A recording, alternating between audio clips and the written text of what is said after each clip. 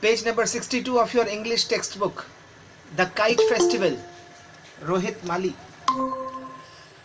Years ago, the harassed mother would often say to her restless son, who needed to be kept busy during his holidays. Now the holidays are going on, vacation is going on.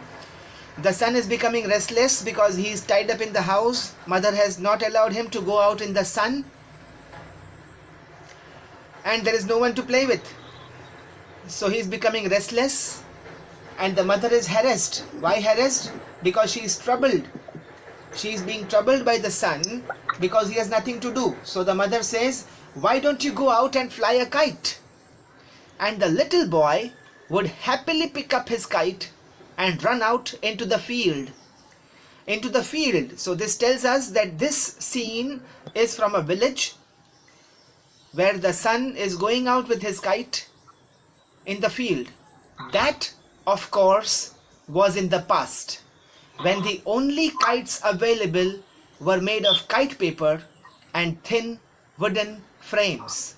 The kites, as we all know.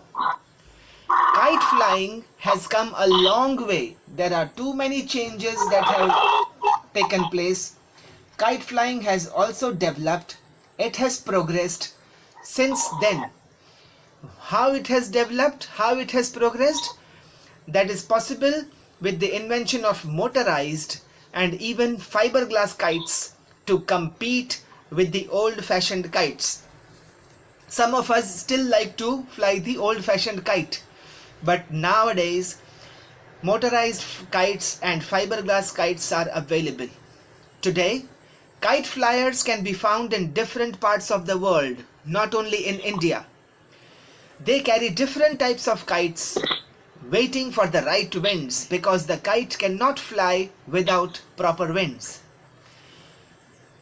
This chapter is telling us about kite flying. Kite flying has a long history.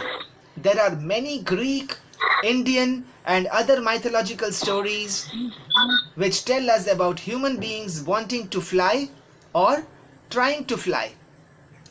Over a period of time, this desire of humans and their imagination probably led to the invention of kites. If we cannot fly, at least we will fly a kite. And it is likely that the box kites designed more than 100 years ago later inspired others to create power-driven aeroplanes. Now the kites are not only single sheets of paper, they also come in box designs, and maybe this gave the human beings the idea of creating a power-driven aeroplane. However, in India, the tradition of kite flying has not changed. Every Makar Sankranti, in the month of January, we follow the tradition of flying a kite. Be it during the coming of spring, which is celebrated as Basant, or during the festival of Makar Sankranti, people of all ages go out into the open to try their luck with their kites. Why try their luck? Because sometimes the winds may not be proper, sometimes they are able to fly the kite, but it gets cut with the other kites. They lose their kite when two kites fight with each other in the skies. In towns and cities where open spaces are difficult to find because of the huge skyscrapers and other buildings, terraces and rooftops are often used for this traditional sport. Why sport? Because it involves our physical activity. In Gujarat, Makar Sankranti is a kite flying day. Traditionally, it is celebrated on January 13th or January 14th. It is a holiday when people go out, they meet each other to cut each other's kites. More than flying a kite, we enjoy cutting each other's kites. This day also coincides with the festival of Uttarayan. On the same day, Uttarayan occurs. What is Uttarayan and Dakshinayan? Uttarayan means when the sun is said to begin its journey to the northern hemisphere.